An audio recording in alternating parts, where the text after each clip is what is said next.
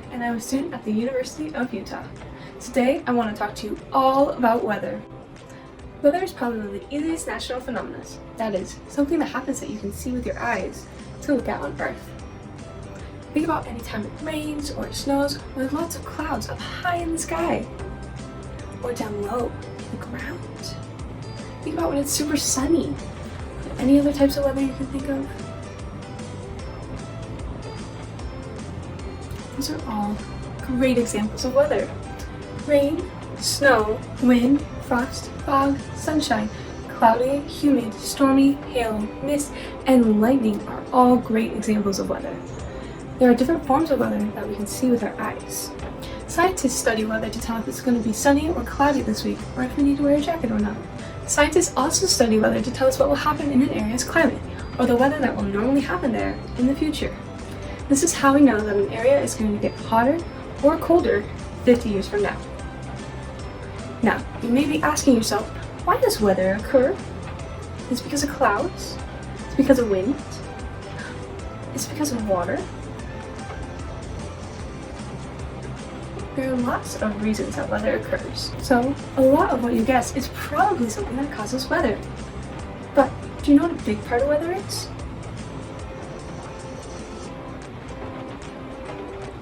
A big part of weather is the water cycle. The water cycle describes how water moves around on our planet and gets up into the sky so we get cool weather like clouds and rain. Now, the water cycle doesn't have a beginning or an end because it is a cycle. That means it goes around and around and around and around. It will start when it rains. Rain can be called precipitation, which is right here. All the rain. And this is when the water falls down from the sky onto our homes. Next, we have collection. This is when the water gathers in large bodies of water, like a lake, a pond, stream, river, or ocean. See, we have a river and a pond, and it opens out into the ocean. After that is evaporation. Evaporate means disappear, and this is when the water disappears from the sky, but it doesn't actually go away. It becomes so small we can't even see the water. It floats up super high into the sky. Think about when you're super hot and sweaty and icky. You don't want to be hugging your friends. You would want space to push them away. What the water does, it gets hugged by its friends when it is in the ocean, but when the water gets too hot, it pushes its friends away and floats up high into the sky. Then, when the water makes it up super high, the air around it gets very cold and it makes the water want to pack in close together. Think about when it's super cold. Now you want your friends to hug you because it keeps you warm. This is what the water does. It goes and hugs other water drops, like how we would when we're cold, to stay warm. This is called condensation, and it's what makes clouds form. So see, we have the water falling down, and then it goes down a river, and it gets all collected up in the ocean, and then it evaporates and goes up, and then it condenses. We go back over here to precipitation. See? So, after condensation happens, the clouds blow over to a new area, like we said, and either break apart into a new cloud or become so closely packed together that the water drops begin to form, and we get rain. So it starts to fall again. Then, rain falls down into a lake and the cycle starts all over again. We can go round, around, and around. But why does this cause weather? It's because there's water in the ocean? It's because of the water in the sky? Or is it because of something else?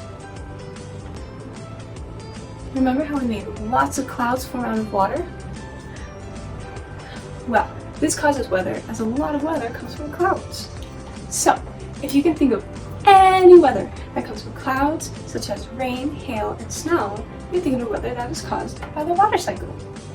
But what other types of weather are caused by clouds? What about thunderstorms, tornadoes, hurricanes, and other scary forms of weather? These are all forms of weather too, but they fall under a different kind of weather. Severe weather. Severe weather is any kind of weather that causes damage to our home, to our school, to our park, and things like our trees. While scientists love to observe severe weather, it's very dangerous to look at. So only special people get to go and observe the weather, while everyone else stays where it is safe for them to be while the severe weather occurs. You might be asking yourself, why does severe weather happen? Why does a normal rain cloud cause something like a tornado? Well, this is because of something called instability. Basically, the shakier your storm is, the more unstable it is, and the more dangerous it can become. Think about when you're on a boat. When the boat has a smooth stream to sail on, it isn't very shaky, but when there are lots of rocks and waves in the water, the boat will toss and turn while going down the stream. This is the same thing that causes planes to shake, except instead of there being rocks and waves, there are areas of cold air and hot air. The air doesn't like when the air is both hot and cold and wants to be the same temperature, so it gets all silly and moves around a lot to try to be the same. You have some friends who are cold and want to hug, and some people who are hot and push their other friends away because they're all sweaty and icky. Think about how silly and crazy that would be.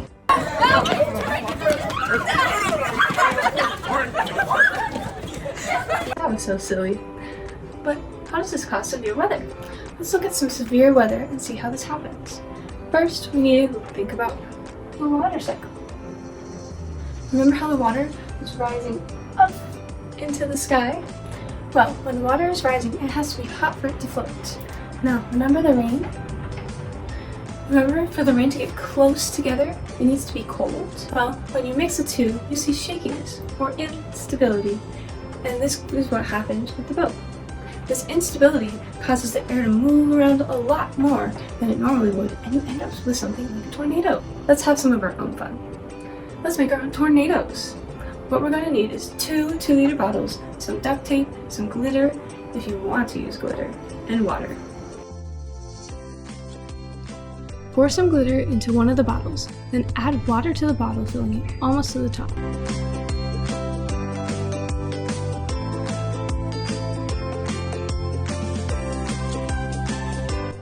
Next, grab the empty bottle and line up the openings of the bottle so they can pour into each other. Duct tape the bottles together so that they don't leak any water.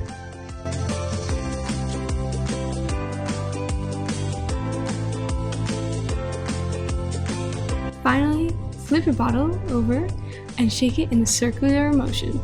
Watch how a tornado forms.